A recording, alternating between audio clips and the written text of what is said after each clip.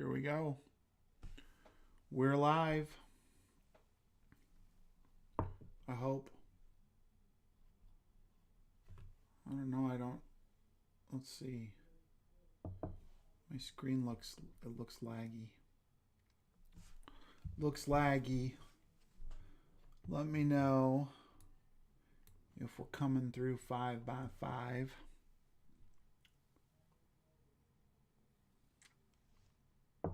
Mm-hmm.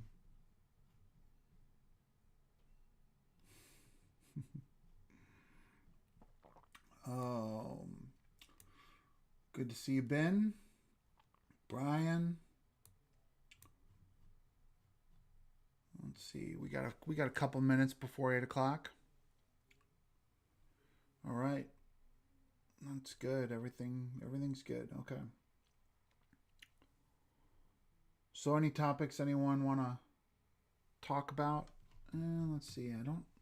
Maybe I just need to move the mic closer. Move the mic a little closer. That should help.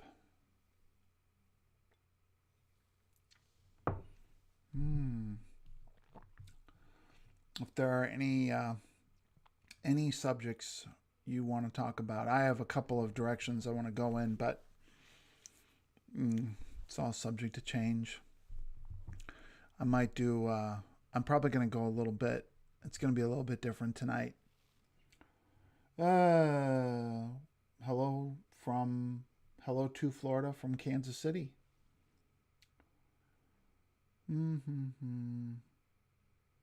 Trying to imagine a semi-truck loaded with a bunch of Cybertrucks. Well, I don't. I actually think the issue with Cybertrucks on the back of a semi is going to be size more than weight. Would be my guess, because they're big, they're long. I think you're going to have a harder time loading those up. I'm trying to think. See, in Kansas City, all of the trucks leave via rail. So I'm sure some get sent out by semi, but actually, just the Ford plant makes trucks. The GM plant does not make trucks. Well, Ottawa.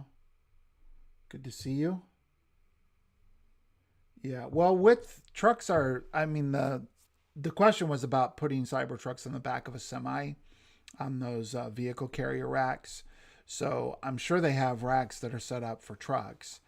They must. I know they do because they shuttle the trucks around because some of the rail staging yards are not right next door to Ford. So I've seen trucks on the highway moving around. The medium and heavy duty are driven. So I actually have one of our subs who, when he's not working for us in snow, he does shuttling for medium duty trucks. So there's an upfitter. I can't remember where they're located. They might be in Kansas City, but I don't think they are. I think they're located like in Springfield, Missouri.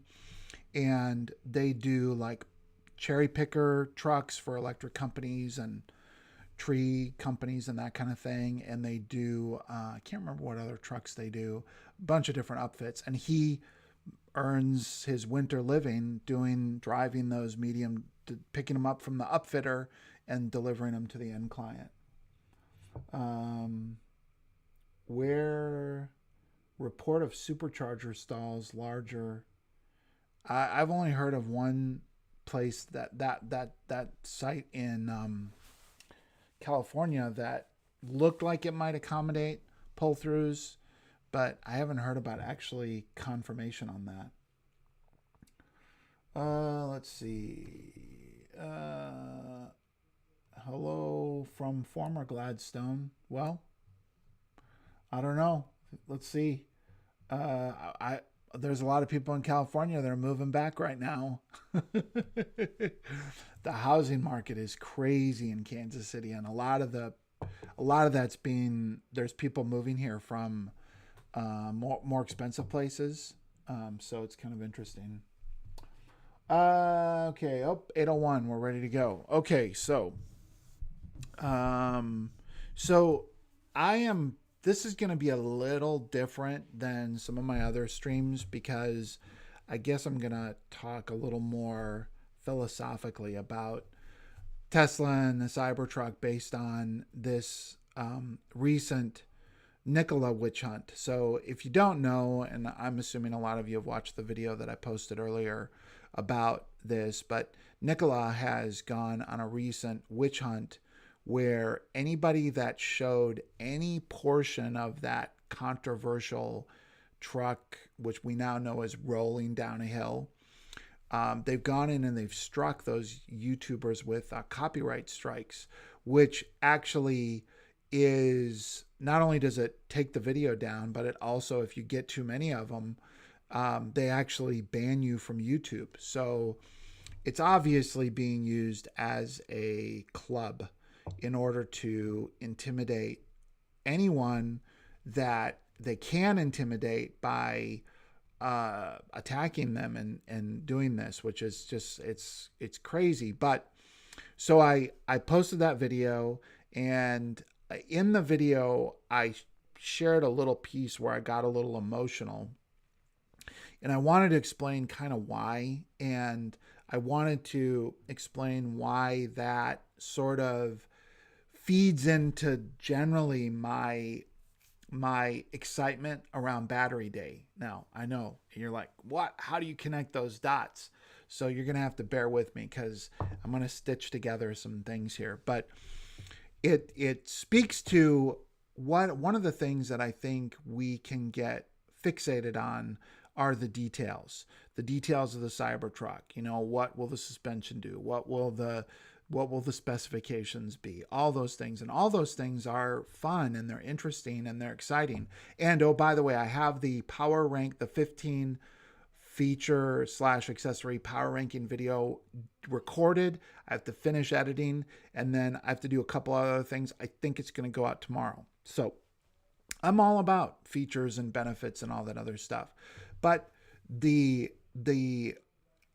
incident with Nikola had me thinking a lot about sort of philosophically why I believe so strongly in Tesla and why I'm so excited about the Cybertruck, even though I don't know all the details. So I just want to show this video here because I thought this was really funny. So this is a guy who, because they were going around striking all these people, he created this video. I thought it was hilarious. So if you want to substitute, since you're banned from using now Nikola's video, he made this convenient alternate. So I said I'd play it. I thought it was hilarious. So I'm going to do that.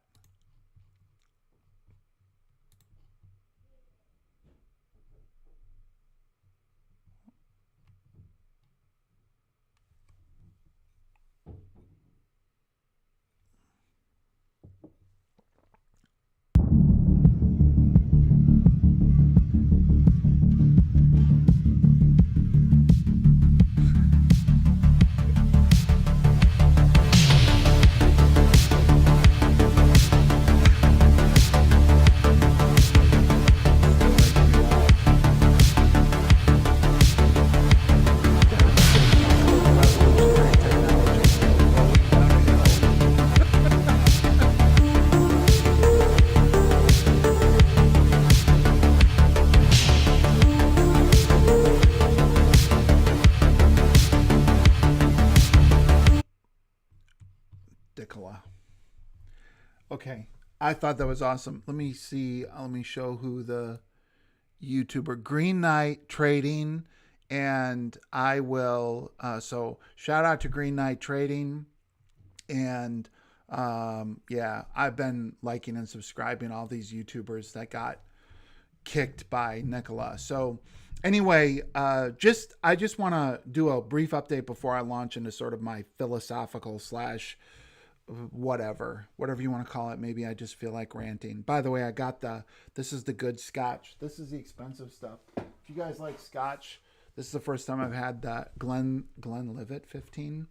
And it's high dollar stuff, and I'm not a big scotch guy, but I broke it out tonight because, well, I think there's a little bit of a celebration here. So So I particularly want to point out there's a YouTuber he just goes by the name Sam Alexander, and I did link to his video in my video, and the other one that I named was Tom Nash, but they've subsequently struck 4 or 5, maybe 6 other YouTubers that I know of. And but what happened today was I made my video, and right about the same time I was making mine, and I was I was very nervous. I've never been through this before. I didn't know what was going to happen. I didn't know, like, if I don't know. Then and Nikola could still come after me, but then right as I was doing it, a bunch of other larger YouTubers were also responding. So by the time I posted and I went out and looked, I was like, oh, thank God I'm not alone. Especially Steven over at Solving the Money Problem, and Sean Mitchell, especially. Those are two of the larger YouTubers that in the Tesla community that I think stepped up to the plate and went on the record. They weren't. So I'm waiting for some of the other larger Tesla YouTubers to go on the record too and add their opinion to this conflict. And I understand why some of them won't, because they're nervous. But like I said in my video, I think some things are more important than YouTube. So what's positive is this. So this is Tom Nash, and I'd say he's the largest. And Kaz Gaines Academy also got hit, and I think they're about 60,000 subs. But he started out this morning, and he went from getting 1 strike to having 2 strikes on the same videos. And it said on his YouTube page, whatever it's called, there's like a creator panel that you interact with when you're a YouTuber, and it said that his site was going to be taken down in 7 days. And this guy, he's full-time. He quit his job. He's doing all this, and it was just like insane. So there were a bunch of us tweeting and retweeting and doing all kinds of stuff to try and get this issue sort of accelerating. And he announced this, at 5:50, or no, I don't have, so this is his, so I originally said in my video that I'm going to give 30 days of all my ad revenues, and then I'm going to get my t-shirt link up here. I really will get that up in the next week. I make a solemn promise. And that every t-shirt that I sell, or I'll probably add a sweatshirt now because it's getting cold, for the next 30 days for sure, I'm going to donate to the legal defense fund that goes towards helping these guys. So he's going to go get an actual IP lawyer, and he's going to line out all the costs. And I'm hoping that we can bundle the other YouTubers together, and one attorney can work for all of them, and then we can just fund into one thing. But he said that because of all the people that were engaging with YouTube and whatever, that the second strike got taken down. So his YouTube it's not on the verge of being banned. But I can just imagine it did get banned, and how that would just have a chilling effect on anyone feeling like they could be critical of not just Nikola, but also any big company in the future. It's like, oh, they have this club and they're going to go use it. So I'm very committed to doing what I can do to stand up to this kind of bullying. So that leads me into, so that was kind of just the update and a discussion of what's going on inside of that environment, or with that particular issue. And what I'm going to do is, once this gets set up, in a live stream, I'm actually going to show everyone my channel analytics with my income, what I'm making, all that other stuff, so that you guys can see that it's like, I'm being totally transparent. Like, I'm really going to give this amount so you guys can see. And it's not a lot. I mean, I'm averaging like $300 a month or something. It's not some giant number, but I'm hoping that we can sell some t-shirts and, whatever, we'll just do what we can. And then I might continue donating after the fact. Just depends on how things are going, how the donations are going, and but I'm committed to staying with this and fighting. I'm committed to the fight.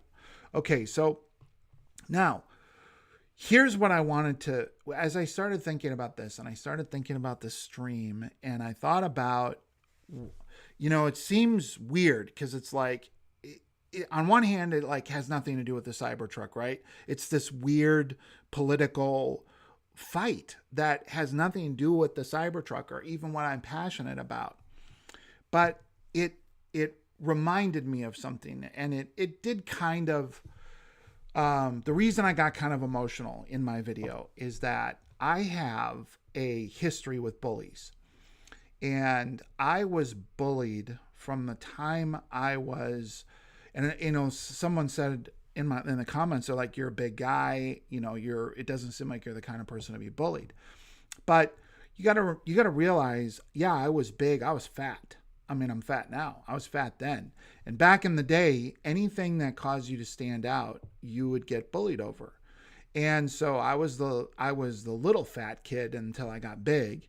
But I developed I don't know how to describe it. I developed like a reflex that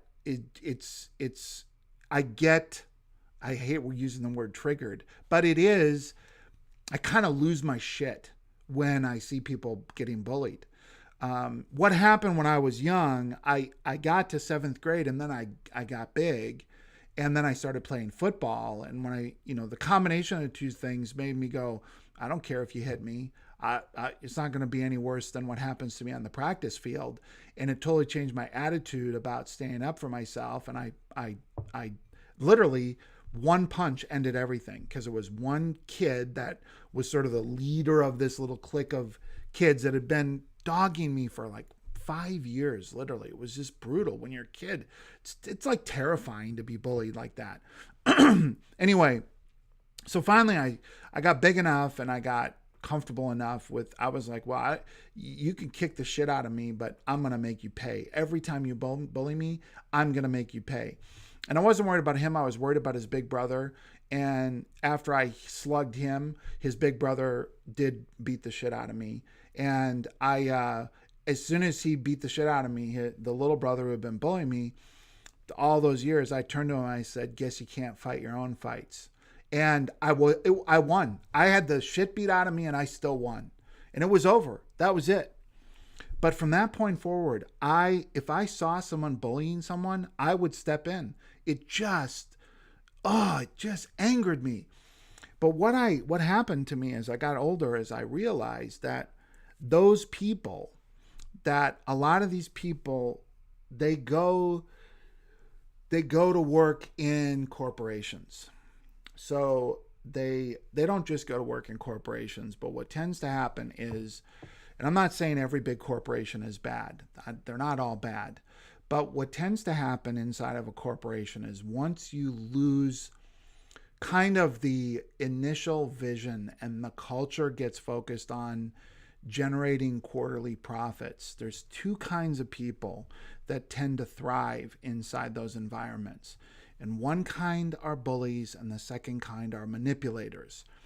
Now, it's a broad brush, and I'm not saying that everybody inside of a big corporation is a bully or a manipulator. I'm not saying that at all. I've met a lot of awesome people that work in big corporations, but what I am saying is that what happens in a lot of big corporations is they become extremely focused on delivering quarterly results.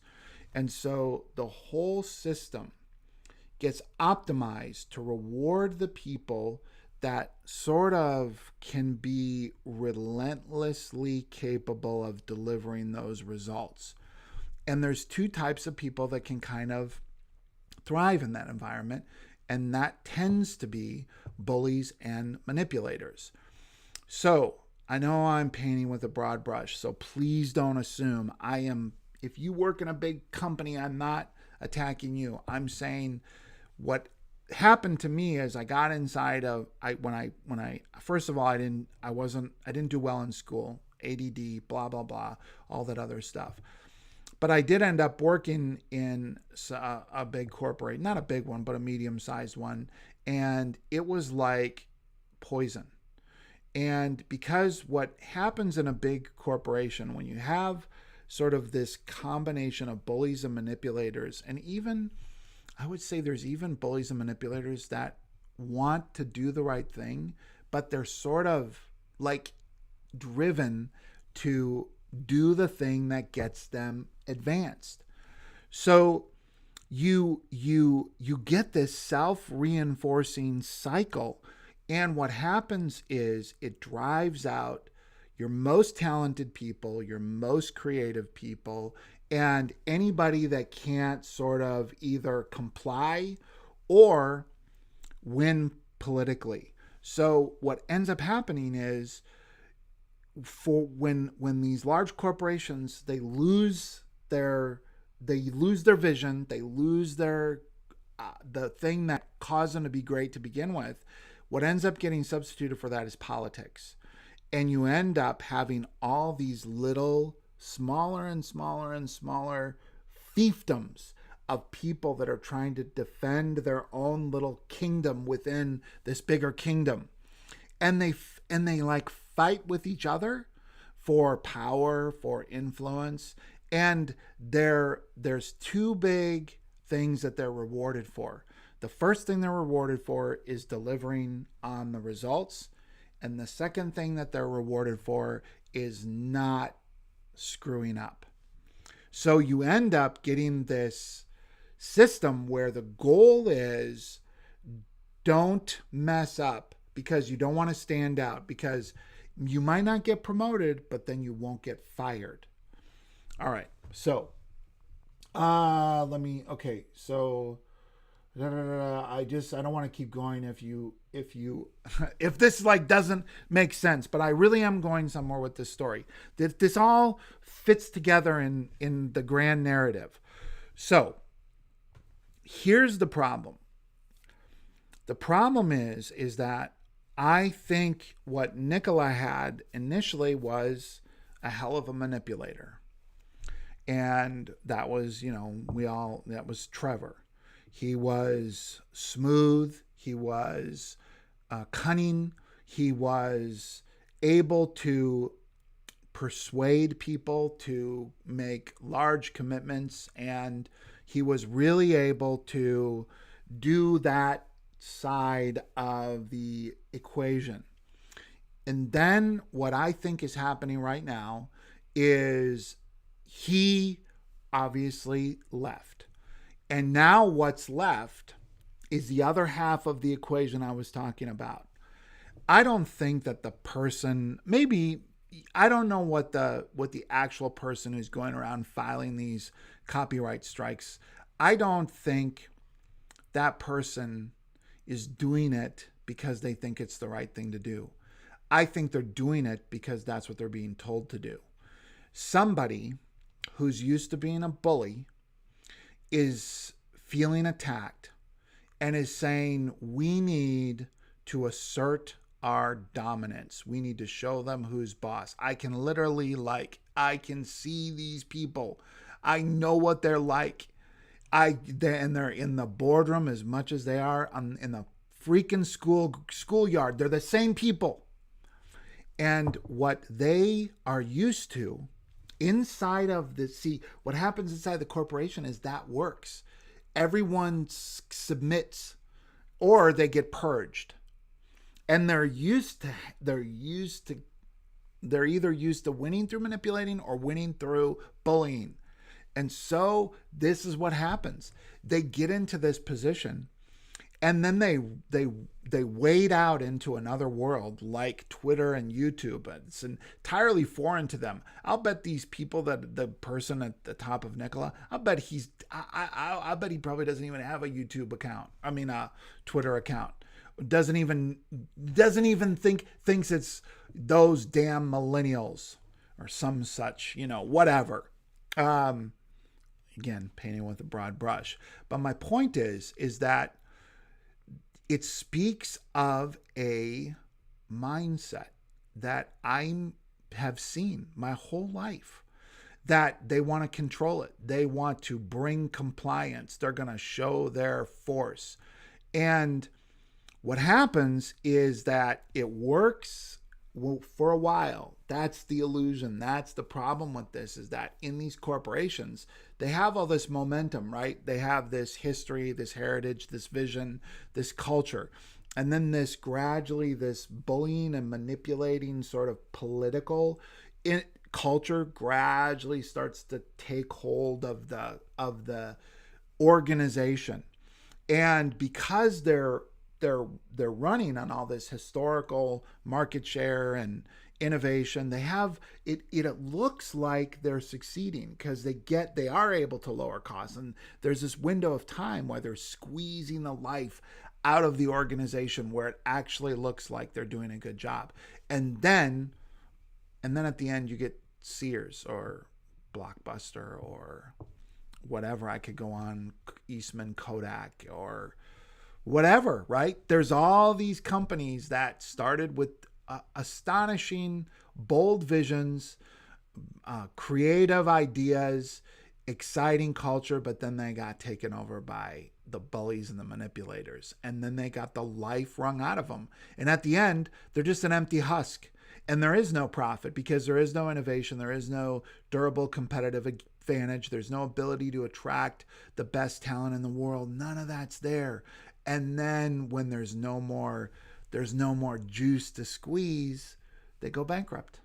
And that's what happens. And it happens over and over and over and over again. And that's why there's so many people that say that they believe more and they are more likely to invest in founder-led companies.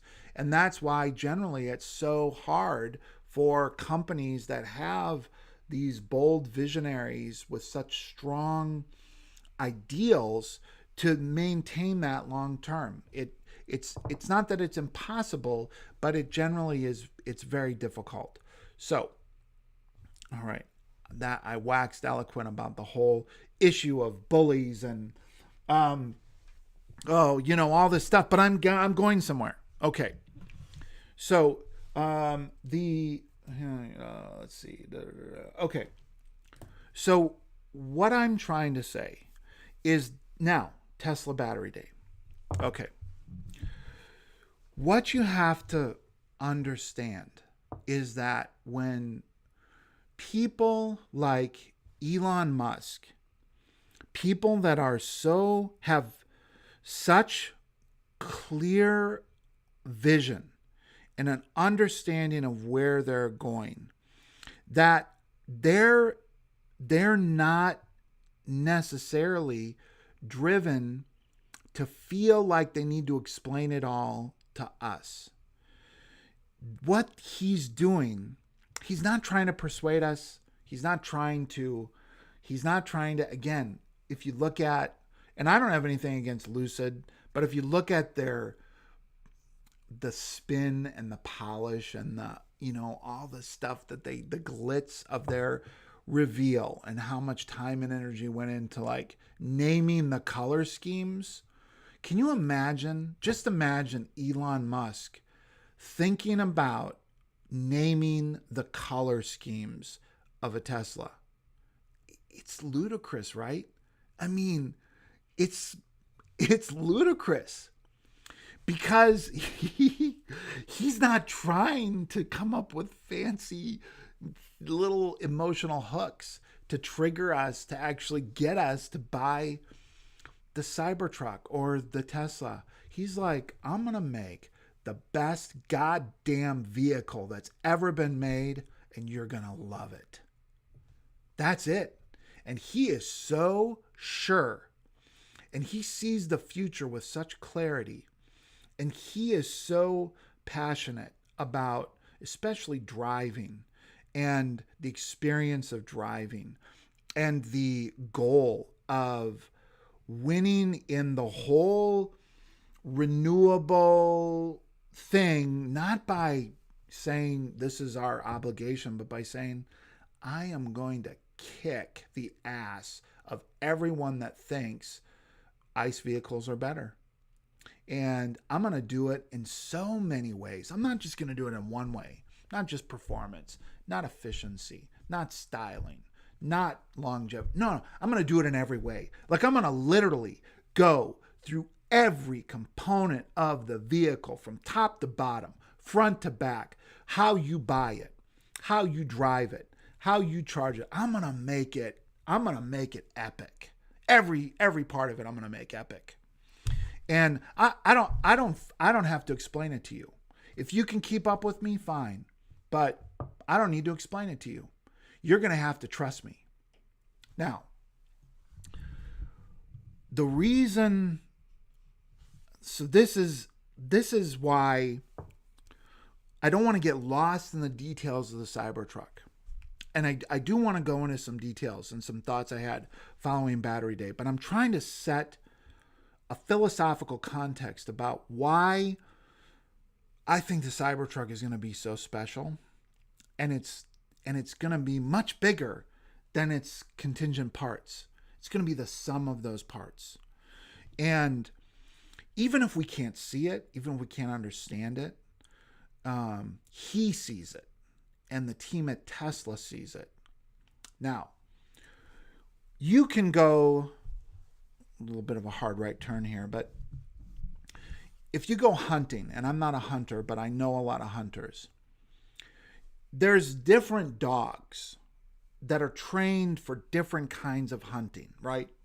You might not know this, but so there's dogs that are for retrieving, golden retrievers, labs, that you shoot a bird and they go get it and they bring it back.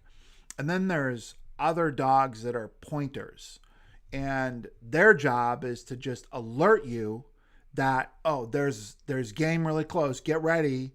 And then they'll flush the birds into the air so that you can shoot. Now, if you're a dog person or a hunter and I'm wrong, just roll with the analogy. I like the analogy, so you're just going to have to go with it. I think it's right, but like I said, I don't hunt. I know a lot of guys that hunt, but I don't hunt. So, and then there's also there's dogs that actually themselves hunt. Now they don't do it anymore. Not much. I mean, yeah, not really, but because it's kind of considered cruel. But Rottweilers, trying to think, English bulldogs, even terriers were bred to hunt rats and kill them. So there's dogs that were actually designed to go kill an actual animal. You could say of any of them, they're a hunting dog, right? I mean, they're all hunting dogs, but they're not at all alike. Now, I think the problem is that if you look at, again, I had a lot of people that kind of I interact with are also Tesla shareholders. And after Battery Day, they were freaking out because the share price of Tesla fell. And I thought about that and I was like, what do you guys not see? I'm like, why are you so spooked about this? And I started thinking about this because following Battery Day, I said I was only interested in what two people had to say. Jordan over at The Limiting Factor and Sandy Monroe. To me, those are pointers. Those are two people. I don't know batteries. I don't know engineering. I don't know how to smell a pheasant or a duck, or pheasant, I guess, or grouse or whatever. I don't know how to do that. That's why I got my dog, right? I'm bringing that dog. I'm not looking out. I'm not looking out going, where are those pheasants? Where are those grouse? I'm not getting down in the weeds and looking. You know what I'm doing? I'm looking at my freaking dog. That's what I'm doing. I'm going, hey, I don't know this. You're here. I am looking at you. And when you say there's something close, I'm not going, I'm not sure. Let me smell. I don't smell the pheasant. I don't hear the pheasant. Jesus. No, I'm like, he knows. I brought him along because he freaking knows. And he is going bonkers. There is something just up there. And I'm getting ready because I know to trust him. Stock analysts, they're like, whatever, pit bulls or Rottweilers. You bring them out to, they have one mode. I got to run and go get this thing. You look at that. It's like you're solving the wrong problem. You're looking at people They're solving the wrong problem. You know what they're looking at? They're looking at trailing indicators. They're looking at what has happened. Those pointers, they're looking at what's ahead. That's why when I saw those guys get excited, I was like, screw the stock analysts. They don't know what the hell they're talking about. These guys, they know. They know.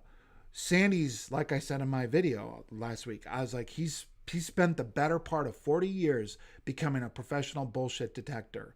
And Jordan is freaking almost become one of the leading battery experts just by single-minded focus and his passion for understanding batteries. I don't understand, literally, I'm not kidding you, 2/3 of the stuff those guys talk about when they get technical. I'm hanging on by the skin of my teeth, but I can see them pointing, and I can see the fire in their eyes, and I can see the excitement. I can see their jaws drop, and I know there's something here, boys. This is going to be good.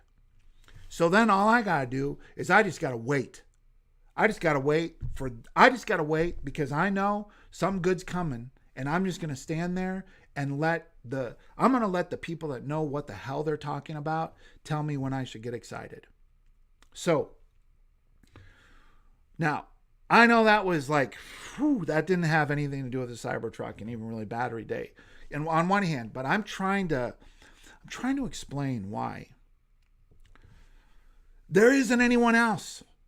There's no one else. There's no one coming for Tesla. There's no one. There is no one. There is no one. Now, maybe there will be someone. I'm not saying there aren't going to be other people that can compete with Tesla. No, I'm not saying that at all. But there ain't no one that's going to be Tesla. They're it. They're the leader. They're the big dogs. They're the baddest MFers in the arena.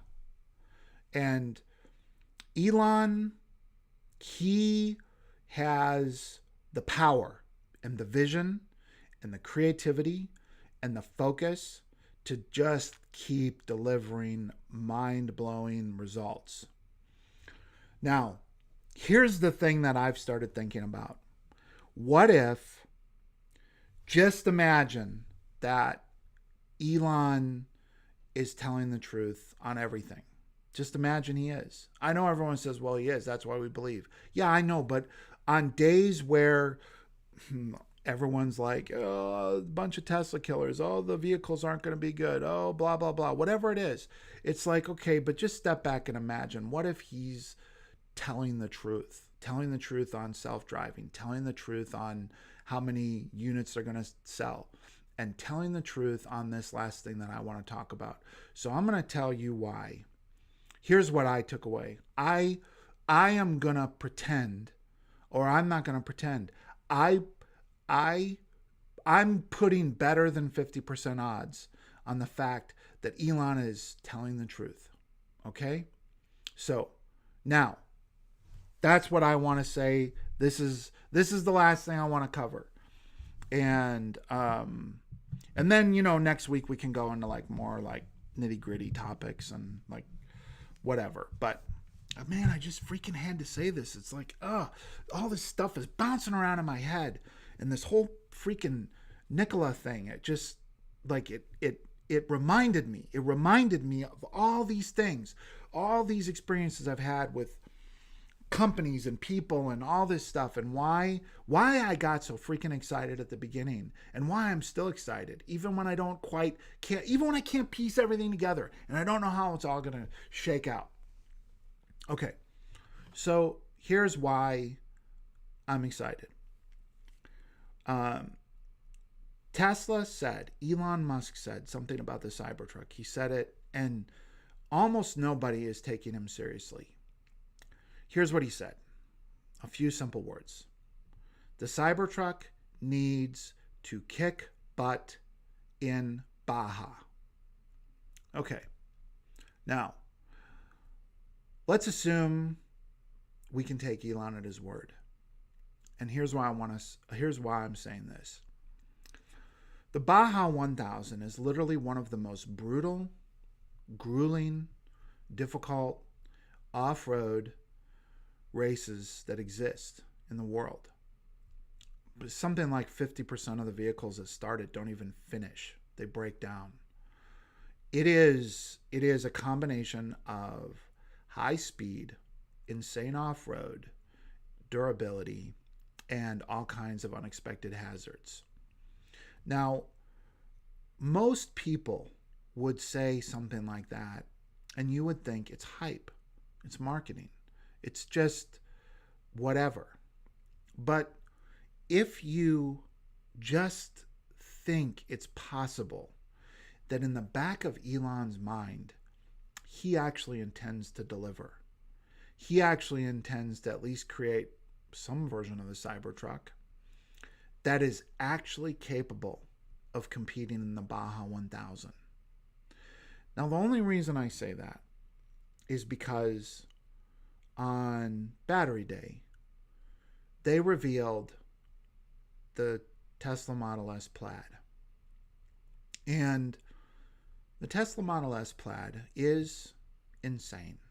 It is insane. The specifications that were revealed are, there is no good reason why a vehicle of any sort needs to be able to do what that did. But it's $139,000 car. That car turned in a lap time, which Elon thinks they can improve, of 1 minute and 30 seconds on the Laguna Seca track. That's 3 seconds shy of the record that any production car has had on that track. What's that car? That's this one right here. 2019 McLaren Senna. So I'm going to talk to you a little bit about this car, because I'm not a high performance, I'm not an exotic car fan. So I wanted to get a little bit in. I wanted to kind of understand. I mean, I know about McLaren. I know a little bit about exotic cars, but I'm just not like really into all the numbers. So here's what you need to have. Here's the kind of vehicle that you need to have. You need to have a car that can produce 800 horsepower and 600 foot-pounds of torque. You have to get astonishingly lightweight. So in order for this car to do what it did, the weight of this vehicle is 2,600 pounds. That's like 1,000 pounds lighter than a Camry or something, I think. Or it's like I don't know. I probably should have done the comparisons, but it's extremely low weight. It has a body that's made out of carbon fiber, because they have to get the weight so low. They have to get the power to weight such a differential that they can rocket this car at astonishing speeds for a production vehicle. In order for it to actually do that, it has to create its own downforce, because it's so light that at the speeds that it attains, the vehicle will actually come up off the pavement. So there's all this engineering in aerodynamics and wings, these monster wings, and all kinds of different things they need to do to get the aerodynamics right in order to get enough downforce so that at the speeds it's trying to achieve, it doesn't just go drifting off. It has to have some of the most advanced braking and suspension systems that exist, period. Not for production vehicles, but that exist. And if you want this, it's going to cost you $1 million. That's what it's going to cost. Tesla's going to do it for $129,000 this year. What are they going to do it for in 2 years, in 3 years? Elon didn't need to do this. This wasn't a need. There was no reason why, from a profit standpoint, this had to be done. This is what happens when you don't need to bully and you don't need to manipulate, but you do want to make your point. What you do is you just go out and you freaking destroy the competition. So, what I'm saying is that I think that when Elon Musk said the Cybertruck needs to be whatever, needs to kick ass in the Baja, I think he means it. I think he's working behind the scenes to do the same thing with the Cybertruck that he did with the Model S. I think the Cybertruck is a passion project for Elon Musk. I think it was his craziest design. There were the most skeptics. Nobody thought it would work. He was way out on a limb, and I think he's got something to prove. So, I don't know what that means for the Cybertruck. I don't know how the suspension is going to work. I don't know how the motors are going to work. Like, I don't know how that stuff, guys. But I know that my pointers, Sandy Monroe and Jordan over at the Limiting Factor, are freaking going bonkers as they look at this. And I know Elon's got something to prove. So, that's it. That's what I got to say tonight. That's all I got. Went a little philosophical, went a little bit big picture, but yeah, that's why I'm excited about the Cybertruck, and that's why sometimes you got to get out of the weeds, and sometimes, getting like I did a little bit, got emotional today is a good thing. At least it is for me, because it reminds me why I'm doing this. God, everyone kept saying, how are you going to have stuff to talk about with the Cybertruck? Dude, I can't fit. There are not enough hours in the day. And it's not just because the Cybertruck, it's the whole freaking damn thing. And the Cybertruck's attached to all of it. So it's good. It's good for me to be reminded of that. It's good for me to feel what I felt back when I started this, when I was so excited, and when I got infected with the Cybertruck virus, because that's what I think of it. It's like a virus. I can't make it go away. It doesn't leave me alone. It haunts me. I know it haunts all you. Freaking look at all you guys every week coming on to talk about the Cybertruck. What is wrong with you? What is wrong with us? I don't know, but I'm having fun. So, all right.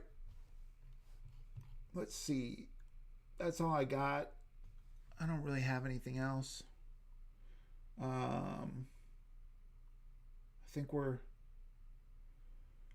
good. I think that's all I got, unless you guys have any questions. I don't know. Let me hold on. Let me go up and see if there's any questions.